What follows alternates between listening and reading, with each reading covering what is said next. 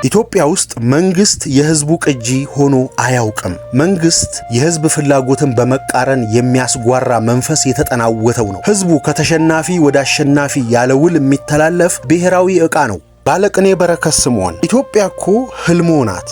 ኢትዮጵያ እኮ የገዛ ፍላጎቱ የፈጠራት ቅዠት ናት። ታዲያ ከገዛ ህልም ይሸሻል? የገዛ ፍላጎት ካስገኘው ቅዠት ይመለጣል? እርግጥ አይካድም። ኢትዮጵያ የህትመት ብቻ ሳይሆን የኑሮም ረመጥ ናት። ታዲያ ማን ባጋማት ላይ ማን ይጠበስባት ብለው ሸሿት? ኮልኩለው ባሳበዷት መኪና ኢትዮጵያ ላይ የተሳፈርነውን እጣፈንታችን መሆኑን አምነን ሳይሆን ተገደን የተቀበልነውን እኛን ባለንበት ሁኔታ ሹፍርናውን ጥለው እንደ መውረድ ያለ ድርጊት ነው የሰሩት። እኛስ ይህን በርሶ ሹፍርና ያበደ መኪና ሀገር ጥለን የት እንሂድ?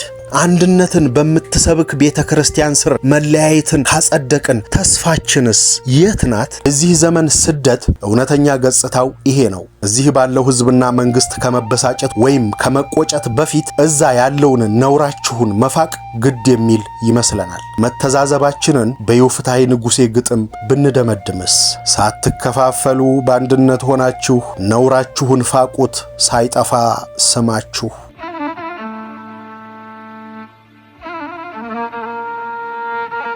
ጤና ይስጥልን። ሀብል ተረክ ቤት ለመላው የእስልምና እምነት ተከታዮች ቤተሰቦቻችን በሀገር ውስጥም ከሀገር ውጭም የምትገኙ በያላችሁበት እንኳን ለ1447ኛው የኢድ አልፍጥር በዓል በሰላም አደረሳችሁ። በዓሉ የሰላምና የጤና የፍቅር ይሁንላችሁ። የዓመት ሰው ይበላችሁ። ኢድ ሙባረክ ኩሉ አንቱም ቢኸይር ብለናል። ይድረስ ለባለቅኔ በረከት ስምዖን የሞትንም እኛ ያለንም እኛ እነ ዲያስፖራ ነውራችሁን ፋቁት። ዓለማየሁ ገላጋይ ካጋራን እነዚህን 3 ወጎች እንዲህ ልናቀርብላችሁ ወደድን። ይህንን ቪዲዮ እየተከታተላችሁ ያላችሁ ቤተሰቦቻችን ቻናሉን ሰብስክራይብ በማድረግ እንድታበረቱን ስንል በአክብሮትና በፍቅር እየጠየቅን ነው። ስለምታደርጉልን ሁሉ ከወዲሁ በማመስገን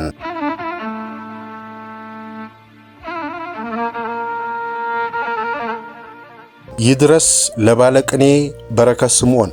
ባለቅኔ ስለው ጥቂት ግር እንደሚሰኙ እገምታለሁ። እንደኔ ባለቅኔነት የየቀልብና የየስሜታችን ግለሰባዊ ብያኔ እንጂ የአገልግሎት ብዛት የሚያስገኘው የስምምነት ማረግ አይደለም። እርስዎ ለኔ በአንዲት ግጥሞ ባለቅኔ ሆነዋል ብል መመዘኛነቱ የኔ እንጂ የሌላ ሰው ሊሆን አይችልም። ባለቅኔነቶ ለኔ ነዋ። የእርስዎን ግጥም ከማቅረቤ በፊት አንዲት ግጥም ያላትን ዋጋ በህንዳዊው ባለቅኔ በካቢር አስደግፌ ላሳይ። ካቢር ሕይወቱን ሙሉ ተቆጥሮ የማይዘለቅ የተፈጥሮ መወድስ ግጥሞችን ጽፏል።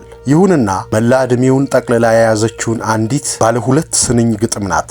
የግጥሟን የመጀመሪያ ስንኝ የጻፋት ወጣት ሳለ ነበር። እንዲህ ትላለች። ትንሽ ጠብታ ጠፋች ከባህር ገብታ። ካቢር ይቺ ግጥም በእንጥልጥል እንደቀረች ይሰማው ስለነበር ሕይወቱን ሙሉ ሲያንቀራብጣት ኖረ ይባላል። በመጨረሻ ባልጋ ቁራኛ ተይዞ ለመሞት ደቂቃዎች ሲቀሩት ትልቁ ልጁን አስጠራው። አቤት አለ ልጁ፣ ያችን ግጥሜን አስተካክልልኝ፣ ከስር እንዲህ የሚል ስንኝ አክልበት ይለዋል። ያችው ጠብታ ነች ባህሩን ውጣ ያስቀረች በልልኝ። ይህንን ተናግሮ ወዲያው ሕይወቱ አለፈ። ቅኔዋ የካቢር ከፈን ነበረች። ተጠቅልሎባት ኖረ፣ ተጠቅልሎባት ሞተ። ካቢር ይችን ግጥም ብቻ የጻፈ ቢሆን ኖሮ ባለቅኔ ሳንለው ልንቀር ኖሯልን? አይመስለኝም። እንደውም ካቢር ለኔ ባለቅኔ የሆነው በዚህ ነጠላ ስራው ብቻ ነው። እንደርሶ የእርሶም ግጥም የዋዛ አይደለችምና ባለቅኔ ነዎት ማለቴ አይደበዝዝብኝም የሚል ተስፋ አለኝ። እንደ ካቢር ቅኔ ባለ 2 ስንኝ የሆነችው ግጥሞን ያገኘኋት ሶረኔ የተሰኘ መጽሐፍ ላይ በ80ዎቹ መገባደጃ ላይ ነው። ግጥሟ እንደ ተዋጣላት ሰላይ ደብዛዋን አጥፍታ ምንጯን አደባብሳ ነበረ ሶረኔ ላይ የወጣችው። ማለቴ የእርሶ መሆኗ ሳይገለጽ ስምዖን ሳታገለድም መለመላዋን ለተደራሲ እይታ ተጋለጠች። የማነች የወቅቱ ጥያቄያችን ነበር። ከ2 ይሁን ከ3 ዓመታት በኋላ ሁነኛ ሰው አግኝተን ግጥሟ የእርሶ መሆኗን አረጋገጥን። ፊቶና ንግግሮ ውስጥ ደም የማይረጭ ሕያውነትን የተነፈገ ልብ ይታየን ስለነበር ግጥሟ ከእርሶ መመንጨቷን ስንሰማ ደንጋሬ ቢመታን አይፈረድብንም። እንደምን እርሶ ልብ ላይ ፍቅርና ናፍቆት በቀሉ? አሁንም ጥያቄያችን ቢሆን አይፈረድብንም። ለማንኛውም ግጥሟ ይችናት። እንደ ተፋቀርን ላንተያይ ሳንተያይም ልንፋቀር እንደመናን ካለም ነገር ከስሙ ተራ ስንባረር በታጋይ ሕግ ተገድበን ባጉል ሥርዓት ስንፈጠር መቼስ ምን እንላለን በተስፋ ከመሞት በቀር። ግጥሟ የነባራዊ ሁነት ቋሚ ላይ ተጠምጥማ የምትለመልም የሐረግ ህልውና ያላት ቅኔ ናት። ብቻዋን መሬት ለመሬት ተሳብ እንደሆን እንጂ ቆሞ የመስተዋል እድል አይኖራትም። ነባራዊ ሁነቱ የትጥቅ ትግል ዘመን ነው።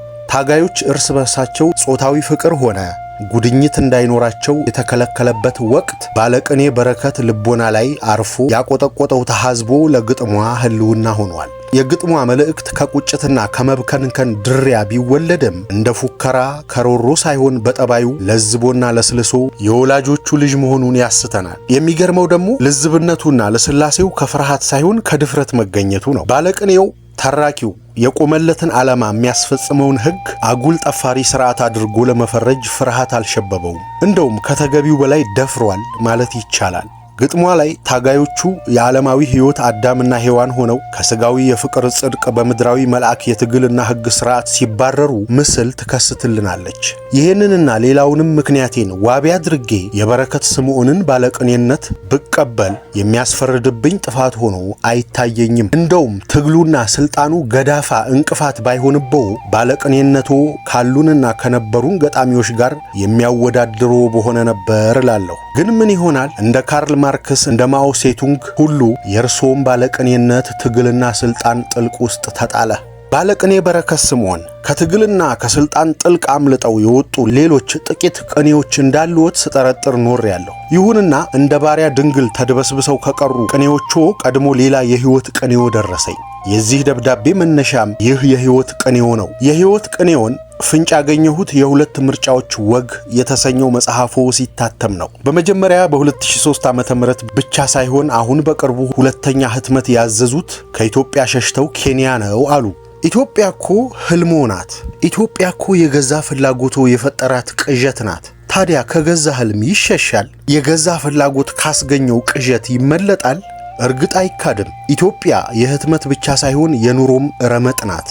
ታዲያ ማን ባጋማት ላይ ማን ይጠበስባት ብለው ሸሿት? ይህ የሕይወት ቅኔው አንድ በውል ያላወቅኩትን የትግል አጋሮውን ግጥምም አስታወሰኝ። ግጥሙ ለኢሃፓ የተተኮሰ ከባድ መሳሪያ ተደርጎ ይቆጠራል። ርዕሱ ሞናሊዛ ነው። አንተም ሊዮናርዶ የሮማ ልጅ የሰራሃትን ልታሻሽል፣ ልታፈርሳት፣ ልትገነባት ደግመህ ደጋግመህ ልትሰራት ሰልሰህ ልትሰራ ስትችል ጣዖት አደረካት በሞትህ አጉል አጉል።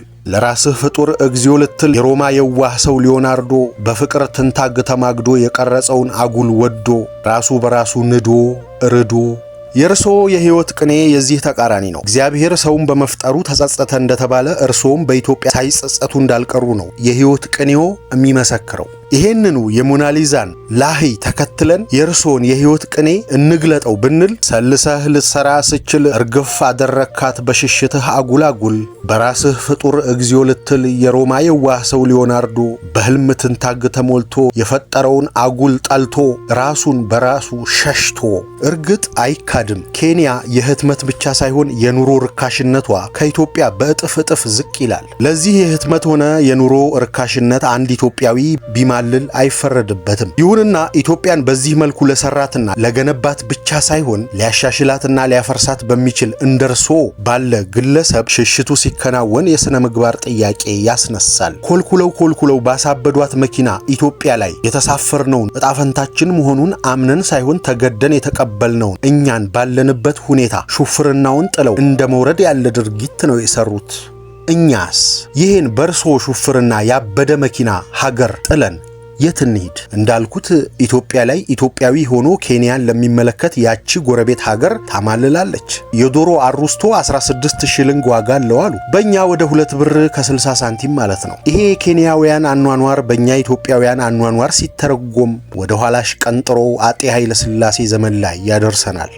አፕልና ወይን ጨምሮ ሌሎች ፍራፍሬዎች የደሃ ኬንያውያን መተከዣዎች ናቸው አሉ። እኛ ሀገር ቅቅል በቆሎና ቆሎ እንኳን ደሃ ይድረስብሽ ምግብ ቤት ከሆኑ ሰነባብተዋል። እኛ ዘንድ አንድ ኮስማና በቆሎ መንገድ ዳር ተጠብሶ ስንት እንደሚሸጥ ያውቃሉ? ከ3 ብር ከ50 እስከ 4 ብር ነው። ኬንያ ሄደን 1 ብር ከ20 ሳንቲም ብንጨምር የኛዋ ጉስቋል ጎዳና ተዳዳሪ በቆሎ የ2 ዶሮ አሩስቶ ጌታ ትሆናለች። እርሶና ጓዶቹ በዚች ሀገር ላይ አስማት ነው የሰራችሁት ማለት ይቻላል። እንዴት አስባችሁ እንዴት ተሳካላችሁ? እውነትን ወደ ቅዠትነት የመለወጥ ተአምር ነው የሰራችሁት። እና ይኸውልዎ ነገሩ የተገላቢጦሽ ሆኖ እርሶ ባለቤቱ ያቀለሉትን አሞሌ እኛ ባለዳዎች እንቀበል ዘንድ ግድ ሆኖብናል። የግፍ ዘመን ነውና ምን እናደርጋለን? እርሶ ወላጇ የሸሿትን ኢትዮጵያ እኛ ባለዳዎቹ እናዝላለን፣ እሹሩሩ እንላለን፣ እናጠባለን። ባለቅኔ በረከት ስምዖን ሆይ ከጥበባዊ ቅኔዎ ሕይወታዊ ሰምና ወርቆ ገዘፈ መሰል መጽሐፉን ኬንያ ማሳተሞ ሌጣውን ይሄን ያህል አያናግር ይሆናል። ነገር ግን ከዚህ ድርጊቶ ጀርባ እንደ ውቅያኖስ ውስጥ የበረዶ ተራራ ጫፍ ኢሚንት የሆነው ችግር ውስጡን የመንሰራፋቱ ምክንያት ስለሆነብኝ ነው። እርሶ ለ50 እና 60 ሺህ ብር ትርፍ በመጽሐፉ የሸሿትን ኢትዮጵያ እኛ በኑሮና በሕይወት እየተቤዥናት አለን። ረሃብና ርዛታችንን እንደ ቦረንትቻ እየቀለብን አብረናት እንኖራለን። ደግነቱ ኑሯችን ወደ ተስፋይቱ ምድር የሚደረግ ጉዞ እንደሆነ እየተነገረን ነው። ቢሆን እንኳ ገብስ የሚደርሰው ለፍልሰታ እኔም ሞተው ዛሬ ማታ እንዳለው ገበሬ ያለ ጣፈንታ ውስጥ ነን። በእናንተ ዘንድ እኛ ሲያጠቡን የምናለቅስ ጨቅላ አይነት ነን። እርግጥ ነው በዘመን አመጣሽ ዋግምቶ እየታከምን ሊሆን ይችላል። ስንታገም ደም እየፈሰሰን እንደምንታከመም እናውቃለን። የእርሶና ጓዶቹ ማገም ግን ከደም በላይ ቅስምና ጅስም የሚያፈስ ሆነ። ከቅዠት የሚቆጠረው እውነታችን እናንተን አስፈሪ ተዋናይ ያደረገ ማቅረብ ከጀመረ ሰነባበተ። እርግጠኛ ነኝ እርሶ ህልም ውስጥ እኛ አስፈሪ ገጸ ባህሪ ሆነናል። የሕይወት ቅኔው የሚመነጨው ከዚህ ይሆን? በሰበብ በአስባቡ ውጪውን የመማተር ድብቅ ሽሽቶስ ይሆን ይሆናል?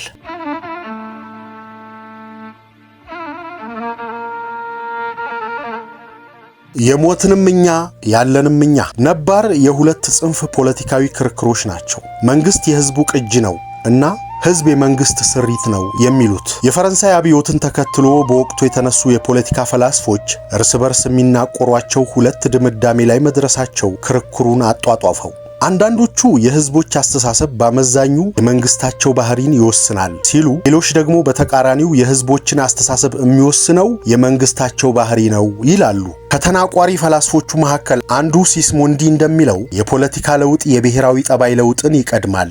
ስለዚህ የመንግስት ባህሪ የህዝቦች ባህሪ ጥገኛ አይደለም። ሲሞንዲ ይሄን አቋሙን ሲያስተነትነን እንዲህ ይላል። Nature was the same for Italians of all ages. Only governments changed and thus changes always precede or accompanied changes in the national charter. ሁልጊዜም ለሮማውያን ወይም ኢጣሊያውያን ተፈጥሮ አንድ አይነት ነበረች። ልዩነት የነበራቸው መንግስታት ብቻ ናቸው። ሁልጊዜም የመንግስታቱ መለወጥ ከብሔራዊ አስተሳሰብ ለውጥ ቀድሞ አለያም በአንድ ላይ ይተገበር ነበር እንደማለት ነው። ኢትዮጵያ ውስጥ ተፈጥሮ ለዝንተ ዓለም አንድ ነበረች። ተለዋዋጩ መንግስት ነው። ዋናው ጥያቄ መንግስት በተለዋወጠ ቁጥር የኢትዮጵያውያን ብሔራዊ አስተሳሰብ በምን አይነት ሁኔታ ይቆያል የሚለው ነው። ብሔራዊ አስተሳሰባችን መንግስታችንን ይቀርጻልን ወይስ መንግስት እንዳሻው ቅርጽ የሚሰጠን የእጁ ውስጥ እርጥብ ጭቃዎች ነን? ስለዚህ ጉዳይ ታሪካችን ምን ይላል? ታሪካችን ሲታሰስ ውሎ ሲታሰስ ቢታደር ስለ ህዝብ ባህሪና ፍላጎት የታነጸ መንግስት አይገኝም። እንደውም ትንቅንቁ ሁሉ እኔን መስለህ ደር ባይንጉስ ህዝቡን ከመንግስት አፎት ጋር ለማስማማት በግፍ ለመቀጥቀጥ መነሳቱ ነው። መንግስት አስተዳደራዊ፣ ሃይማኖታዊ ሆነ ኢኮኖሚያዊ ባህሪው እንደተፈቀደለት ድንገት ተነስቶ ህዝብን እንዲሁን ለማለት ጥቂት ሲያቅማማ አይስተዋልም። ጭራሽ ህዝቡ የራሱ ፍላጎት እንዳለው እንኳ ጥቂት ግንዛቤ ያላቸው ገዢዎች የሉም ማለት ይቻላል። በእርግጥም ደግሞ ህዝቡ የሚቆስለው የሚደማውና የሚሞተው ለቤተ ክርስቲያን ወይም ለገዢዎች አለበለዚያም ለአማጺዎች ጥቅም እንጂ ለራሱ ፍላጎት አልነበረም። ህዝቡ ከተሸናፊ ወደ አሸናፊ ያለውል የሚተላለፍ ብሔራዊ ዕቃ ነበር ማለት ይቻላል። በሸዋ መርዕድ አዝማች ኃይሌ በሳህለ ሥላሴ አልጋ በተቀመጡበት ዘመን ነው አሉ ከአቶ ሰይፉ ጋር ቂሙም ማይበርድ የቅድስት ሃይማኖት ጦርነት ጀመሩ። ይህን የሚነግሩን አለቃ አጥሜ ናቸው። በዛን ዘመን በዛች ወራት የነበረ ሰው እንዴት ያሳዝናል! ታላቅ ሽብር ሆነ። ልጅ ሲወልዱ ስሙ ሽብሩ ወይም አሳራየሁ ይባል ነበር ይሉናል። ሸዋ አጤ ቴዎድሮስን በወደደና በጠላ ተከፋፍሎ ይዋጋ ጀመር። የኃይል ሚዛኑ ወዴት እንዳጋደለ ባለየበት በዚያ ዘመን ህዝቡ በማን ስም እንደሚደኛኝ ግራ ተጋብቶ ቆየ። ዳኛ ጠፋ። በቴዎድሮስ አምላክ ወይም በሰይፉ አምላክ ወይም በኃይሌ አምላክ ቢሉ የሚሰማ ታጣ። በዚህም መካከል አንድ ባላገር ወንበዴዎች ሲደበድቡት በድብልቅልቁ አምላክ አለ ይባላል። ህዝቡ ይሄው ነው። ድብልቅልቁ አልፎ አዝማች ኃይሌ መጡ። አቶ ሰይፉ አሸነፉ የሱ ጉዳይ አይደለም። አሸናፊውን ተቀብሎ በስሙ መዳኘት በቂው ነው። ስልጣን ከህዝብ ፍላጎት እንደማይመነጭ ደምድሞ ተቀምጧላ።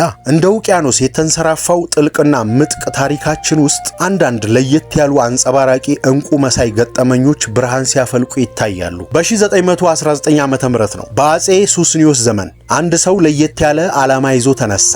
ዓላማው የህዝብ ፍላጎትን መሰረት ያደረገ ነበር። ሸዋ የመንግስት ማዕከል መሆኗ ከቀረ ወዲህ በነዋሪዎቿ መካከል የተፈጠሩትን ችግሮች ለማቃለል ያለመ ነበረ። አማጺው ወልደ ቅብርያይል የሚባል ሰው ነበር።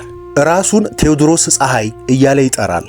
ይሄ ሰው በተለይ ከግራኝ ወረራ ጀምሮ በሸዋና በወሎ ውስጥ ሃይማኖታቸው የተለያዩ አማርኛ፣ ኦሮምኛ፣ አርጎብኛና አፋርኛ ተናጋሪዎች ተጨናንቀውና ተጣበው ይኖሩ ነበርና በመካከላቸው የተፈጠሩ የኢኮኖሚና የባህል ቅራኔዎችን ለመቀነስ ከተቻለም ለማስታረቅ ሞክሯል የሚሉን መርድ ወልደ አረጋይ የቴዎድሮስ ዓላማዎች ከየት እንደመነጩ በሚል ጥናታቸው ላይ ነው። ከወልደ ቅብርያይል በፊትም ሆነ በኋላ በታሪካችን የህዝብ ፍላጎት መንግስትን ሲያስጨንቅ የታየ አይመስልም።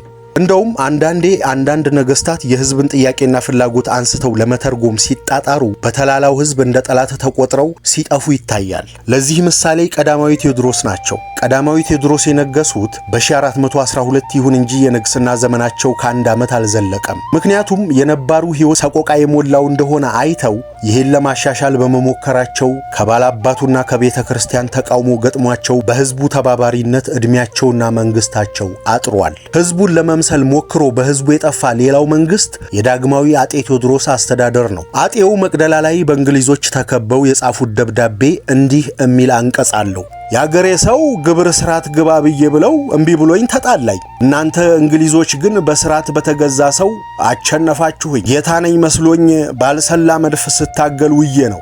የአገሬ ሰው የፈረንጅ ሃይማኖት ይዟል አስልሟል እያሉ 10ሩን ምክንያት ይሰጠኝ ነበር። እኔ ከከፋሁበት እግዚአብሔር መልካም ይስጠው፣ የወደደው ይሁን።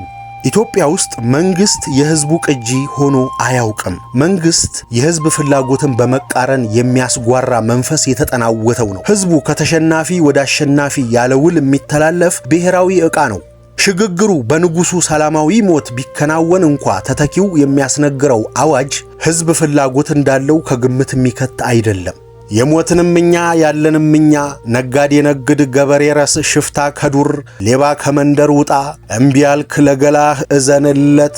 በቃ እኛም ሟቹን ትተን አዲስ በነገሰው ስም እስከምንል ጥቂት ጊዜ መደናገር ያገኘን እንደሆነ እንጂ ሌላ ችግርም ፍላጎትም የለንም። ለኛ የህዝብ አምሳያ መንግስት የፈረንጆች ቅንጦት የወለደው ህልም ነው። እንኳን ያኔ በታሪክ አሁን ቢሆን ፍላጎትን ከመንግስት ፍላጎት ውስጥ መፈለግ እንጂ የተጣራ የህዝብ ፍላጎት የሚባል ነገር የለም። የህዝቡን ፍላጎት ከመንግስት አፎት ጋር ለማስማማት ቅጥቀጣው አሁንም አልቆመም። ህዝቡን እንደ ብሔራዊ ዕቃ ቆጥሮ መረካከብ እንደቀጠለ ነው። አዋጁንም በምክር ቤት መክፈቻ ላይ አድምጠናል። የሞትንም እኛ ያለንም እኛ አይነት በዚህ ዘመን በህዝብ ላይ ድሮ ያልሆነ አሁን ያልሆነ አንድም እንኳ የለም። ጉዳያችንን በአባ ጊዮርጊስ ዘጋስጫ የግዕዝ ቅኔ እንዝጋ።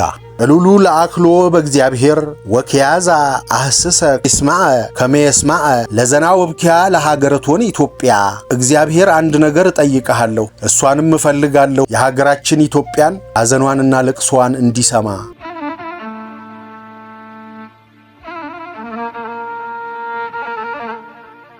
እነ ዲያስፖራ ነውራችሁን ፋቁት። ከኢትዮጵያዊው አንጻር ስንመለከተው ስደት በዚች ሀገር 3 አይነት መስተንግዶ ቀርቦለታል ማለት ይቻላል። ከጠላት በፊት፣ በጠላት ጊዜና አሁን። ስደት ከጠላት በፊት ከ1928 አስቀድሞ ስደት ለአንጡራው ኢትዮጵያዊ የነውር ድርጊት ብቻ ሳይሆን ለየትኛው መከራ በአማራጭነት የሚቀርብ ጉዳይ አልነበረም። ለዚያ ዘመን ኢትዮጵያዊ ስደት ከስር መነቀል ነው። መጠውለግ፣ መድረቅና መርገፍ የሚያስከትል ከስር መነቀል። ለዚህ ምሳሌ የሚሆነን አንድ ቤተሰብ አለ። አባት፣ እናትና አንድ ልጅን ያካተተ ቤተሰብ። የዚህን ቤተሰብ ታሪክ መመርመር ስደት ለዚያ ዘመን ኢትዮጵያዊ ያለውን ገጽታ ያሳየናል። የዚያ ቤተሰብ አባት አጼ ቴዎድሮስ ናቸው። እናት እቴጌ ጥሩ ወርቅ፣ ልጅ ደግሞ ልዑል ዓለማየሁ ካሳ። አጤ ቴዎድሮስ የፋሲካ ማግስት ሰኞ ሚያዝያ 5 1960 ዓ.ም ከቀኑ 10 ሰዓት ከ10 ደቂቃ ራሳቸውን ያጠፉት ምርኮ የሚያስከትለውን ውርደት በመጥላት ነበር። ምርኮው መታሰርና ወደ እንግሊዝ መጋዝም አለበት። አጤ ቴዎድሮስ ይህንን ጉዳይ ቀደም ሲል ከእንግሊዛዊው ጀነራል ናፒር ከተጻፈላቸው ደብዳቤ ተረድተውታል። በክብር መልካም አያያዝ እንደሚደረግልዎ ቃል እገባለሁ ይላል አጤ ቴዎድሮስ። እኔ ቴዎድሮስ እኮ እኔ ነኝ እስረኛም ሆነው አሉና ራሳቸውን አጠፉ።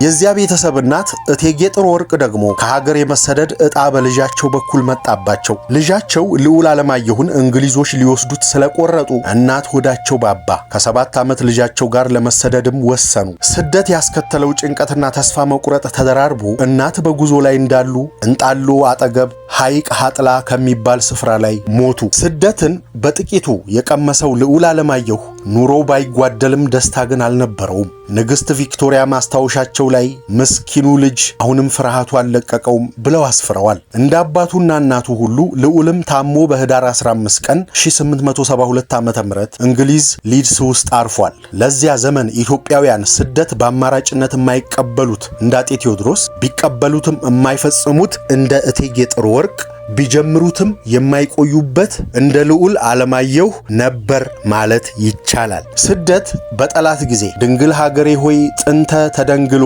ሕፃናቱ ታርደው ያንቺም ልብ ቆስሎ ልጅሽ ተሰደደ አንቺን ተከትሎ የሕፃናቱን ደም አዘክሪ ኩሎ። ይሄ የዮፍታሔ ንጉሴ ግጥም የተጻፈው በጠላት ጊዜ ነበር። የዚያን ዘመን ስደት ለአንጡራው ኢትዮጵያዊ በሶስተኛ አማራጭነት ቀርቧል። ከአርበኝነትና ከባንዳነት ቀጥሎ አርበኝነት እንደማያዋጣ የተሰማቸው ባንዳነትን ስለተጸየፉ መሰደድን መርጠዋል። የዚያ ክፉ ዘመን ኢትዮጵያዊ ስደት ኢትዮጵያ ስትሰደድ እሷን ተከትሎ የሚከናወን እንደሆነ ዮፍታሔ በግጥሙ ጠቅሷል። ልጅሽ ተሰደደ አንቺን ተከትሎ የሀገሩን ዱካ ተከትሎ መሰደድን ዮፍታሔ ቀምሶታልና ጠንቅቆ ያውቀዋል። ስለዚህ ጉዳይ ዮሐንስ አድማሱ ምስክርነቱን ሲሰጥ ዮፍታሔ መንፈሳዊ ትግሉ እመቤቱ ስለሆነችው በእመቤታችን ስለመሰላት ስለ ድንግል ሀገሩ ምጽአት ነበረ ይላል። ቀኝጌታ ዮፍታሔ ንጉሴ አጭር የሕይወቱና የጽሑፉ ታሪክ ገጽ 122። የጠላት ጊዜ ኢትዮጵያዊ ሲሰደድ የእናት ሀገሩን መቀነት ትልም አድርጎ ጠለዋን ተጎናጽፎ ነውና ምንጊዜም ከልቧ አትጠፋም ነበር። ፋሺስት ኢትዮጵያዊውን ከሀገሩ ማስወጣት ቢችልም ሀገሩን ከኢትዮጵያዊው ልብ አውጥቶ መጣል እንደተሳነው ፍጻሜ መንግስቱ ላይ ደርሷል። ለፋሺስት ውድቀት ይሄ የኢትዮጵያውያን ሀገርን ከልብ የመውደድ ጠባይ ትልቅ አስተዋጽኦ አድርጓል። ራሱ ዮፍታሔ ንጉሴ በስደት ከተቀመጠበት ሱዳን ተነስቶ በተደጋጋሚ ሀገሩ በመግባት መረጃ የማቀበልና የመሰለል ሥራ ይሰራ ነበር። ስደት የዚህ ዘመን ስደት ጭራውን የቋጠረው ከአብዮቱ ጅማሬ ጋር ነው። የርዕዮተ ዓለም ሽንፈት የአጤ ኃይለ ሥላሴ ዘመንተኞችን እንዲሰደዱ አስገደደ። የአብዮት ዘመን ንትርክ በጥይት ምላሽ ማግኘት ሲጀምር እልቂት ያሰጋቸው ስደትን ምርጫ እንዲያደርጉ ግድ አላቸው። የፖለቲካ መቻቻል ውሃ ሲበላውና አንድ አይነት ዩኒፎርም መልበስ በደርግ ያለ አማራጭ ሲቀርብ ሁኔታውን መለወጥ የተሳናቸው ስደት ግዴታቸው ሆነ። ዮፍታሔ እንዳለው ከነዚህ ጋር ሁሉ ሀገር አብራ ተሰደደች። እንደ ፋሺስት ኢጣሊያ ሁሉ ደርግም ኢትዮጵያውያንን ከኢትዮጵያ እንጂ ኢትዮጵያን ከኢትዮጵያውያን ልብ ውስጥ ማስወጣት ተስኖት ቆየ። ከዚያ ዘመን ስደት ጋር ጭራውን የቆለፈው የዚህ ዘመን ስደት ምክንያቱ ፖለቲካዊና ኢኮኖሚያዊ ነው። ኢኮኖሚያዊው ስደት በአንድ ነባር ተረት ይጠቃለላል። የተመረረ ደሃ ይገባል ከውሃ። የዚህ ዘመን ስደት በአመዛኙ ከውርደት ጋር ተፈጣጥሟል ማለት ይቻላል። ከ100 ዓመታት በፊት ሐጅ ለማድረግ ከሚሄዱ ኢትዮጵያውያን ጭብጦ ይለምኑ የነበሩት ሳውዲዎች ዛሬ ሳይሰሩ ከሰማይ በወረደላቸው የሀብት መና ጠግበው ያደረጉትን አይተናል። ገንዘብ ከጭንቅላት ስልጣኔ ቀድሞባቸው አውሬነትን ለመተግበር አስችሏቸዋል። የዚህ ዘመን ስደት ለኛ መሸፈኛ እራፊ ጨርቅ ያጣንለት ገመናችን መሆኑ እሙን ነው። በዚህ መንግስት ጡጫ እርግጫና ግልምጫ የተሰደደው የፖለቲካ ጥገኝነት ፈላጊ ኢትዮጵያዊ ከቅርብ ጊዜ ወዲህ አዳዲስ ጠባይ ያመጣ እንደሆነ ይነገራል። እዚህ ተጸየፍኩት ያለውን ዘረኝነት እዚያ ካልተገበርኩት በሚል ግብግብ ላይ ይገኛል አሉ። የስደት ሀገር የጎጠኝነት ኮሎኒም እያቋቋሙ ነው አሉ። ያሳዝናል። አንዳንድ የአሜሪካ ስቴቶችማ ከየስቴቱ ባንዲራ ጋር በውስጠ ታዋቂ የሚውለበለብ የጎጠኝነት ሰንደቅ አዘጋጅተዋል። ለምሳሌ ሲያትልና ሳንሆዚ የጎንደሮች ስርወ ንጉስ አለ። ሚኒሶታ ደግሞ 80% በኦሮምኛ ቋንቋ ተናጋሪዎች ቁጥጥር ስር ውሏል አሉ። ኮሎምቦስ ኦሃዮ ከሄድን የትግርኛ ተናጋሪዎች ፌዴሬሽን አለ። ፌዴሬሽን ያልነው በልማት ማህበር ስም በአውራጃ ተከፋፍለው ስለተቀመጡ ነው። የሽሬ ልማት ማህበር፣ የአጋመ ልማት ማህበር፣ የተንቤል ልማት ማህበር ወዘተ። የዚህ ዘመን ስደት ገመናው ይሄ ነው። ፋሺስት ኢጣሊያም ሆነች ደርግ ያልቻለውን ኢህአዴግ ችሏል። ኢትዮጵያውያን በጡጫ ሆነ በርግጫ ከኢትዮጵያ ከማስወጣት ባሻገር ኢትዮጵያዊነቱንም ከልቡ ፈንቅሎ ለመጣል ችሏል። ከለማበት የተጋባበት እንዲሉ መንግስት ጎረድ አድርጎ የሰጠንን ኢትዮጵያዊነት ዲያስፖራዎቻችን እየሰለቁና እያደቀቁ በማጥፋት ላይ ይገኛሉ። ቀደም ሲል ሲያትል ውስጥ ሬዲዮና ማዕከል ያለው ጠንካራ የጎንደር ተወላጅ ኮሚኒቲ ነበረ። ያኔ የጎንደር ኮሚኒቲ በመቋቋሙ ትልቅ ጭቅጭቅ ተነስቶ ነበር። ለምን የኢትዮጵያ ኮሚኒቲ አልሆነም እሚል ቅሬታ ገንፍሎ የጎንደር ኮሚኒቲን ነቅንቆት ነበር። የያኔ መልሳቸው አልቻልንም እሚል ነበር። የኢትዮጵያ ኮሚኒቲን ለማቋቋም ሞክረን ቅሬታ ያላቸው መሐከላችን እየገቡ ያፈርሱብናል። ስለዚህ በጎንደር ስም አቋቁመን ኢትዮጵያዊ መንፈስ እንዲኖረውና ሌላውም ኢትዮጵያዊ እንዲካተት ወሰንን አሉ። ዛሬ የጎንደር ኮሚኒቲ ለኢትዮጵያ በስቶባት ተከፋፍሏል አሉ። የሰሜን ጎንደርና የደቡብ ጎንደር ጎጠኞች በአንድ ቤተ ክርስቲያን የሚያስቀድሱ ጠላታሞች እስከ መሆን ደርሰዋል። ስለዚህ የሜሪላንዱ ገብርኤል ከብዙሃን ወደ ጎንደር፣ ከጎንደር ወደ ደቡብ ጎንደር ንብረትነት ተሸጋግሯል። ይህም ሆኖ ቅሬታው አልቆመም። የቤተ ክርስቲያኒቱን የቦርድ አባልነት ከ90 ከመቶ በላይ ደብረ ታቦሮች መያዛቸው ቅሬታ እያሳደረ ጉምጉምታ ተነስቷል። የዲሲው ሜሪላንድ ሚካኤልም በሰሜን ጎንደሮች ቁጥጥር ስር ቢውልም እዚያም ቅሬታ አለ። ጭልጋዎች በዙ እየተባለ ነው። ሲያትል ሳንሆዜ ደግሞ የአርማጭሆዎች የበላይነት እየተቀነቀነ ይገኛል። የኮሎምቦሱ ኦሃዮ ስላሴን ደግሞ ወልቃይቶች ነግሰውበታል ይባላል። ወዴት እየወረድን ነው? ዘመንና ዘመነኞች የሰጡን የሀገር ጎረድ አልበቃ ብሎን ጎጠኝነቱን እንደ ዱቄት እየሰፈርን መከፋፈል እጣ ፋንታችን ሊሆን አንድነት ከተነወረበት ሀገር ርቀን በስደት አንድነትን እምናነውር ከሆነ መጨረሻችን ምንድን ነው? አንድነትን በምትሰብክ ቤተ ክርስቲያን ስር መለያየትን ካጸደቅን ተስፋችንስ የት ናት?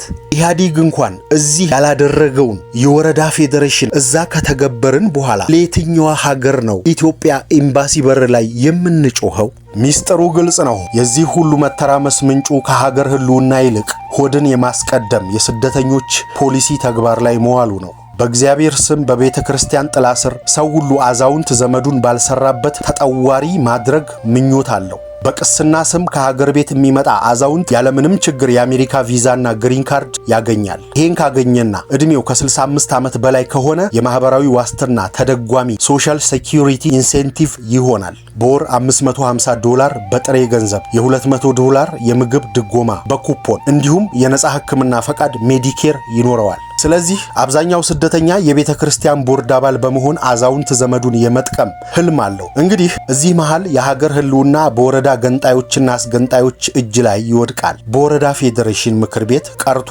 በቤተ እግዚአብሔር እንኳን በአንድ የማይሰበሰብ ማህበረሰብ እውን ይሆናል። ስደተኛዋ ኢትዮጵያ በወረዳም ተከፋፍላ በቃሽ ካላት ጥሩ ነው። ምናልባትም ነገ በወረዳ ገንጣዮች ላይ ቅሬታ የሚያሳድር የቀበሌ ተቆርቋሪ ያምጽና ቀበሌውን ገንጥሎ ከጭቆና ያላቅቅ ይሆናል። ምናልባትም በቀበሌ ቤተ ክርስቲያን ቦርድ አባሎች ኢፍትሐዊ አሰራር የሚያምጽ ብሶት የወለደው ስደተኛ የመንደሩን ቤተ ክርስቲያን ለመንደርተኛው ጥቅም ይቆጣጠረው ይሆናል። ምናልባትም ይሄ የስደተኞች መንፈስ ወደ ሀገር ቤት ገብቶ ኢትዮጵያን ከጎረድነት ወደ ክትፎ ስጋነት ያወርዳት ይሆናል። እዚህ ዘመን ስደት እውነተኛ ገጽታው ይሄ ነው። እዚህ ባለው ህዝብና መንግስት ከመበሳጨት ወይም ከመቆጨት በፊት እዛ ያለውን ነውራችሁን መፋቅ ግድ የሚል ይመስለናል። መተዛዘባችንን በዮፍታሔ ንጉሴ ግጥም ብንደመድምስ?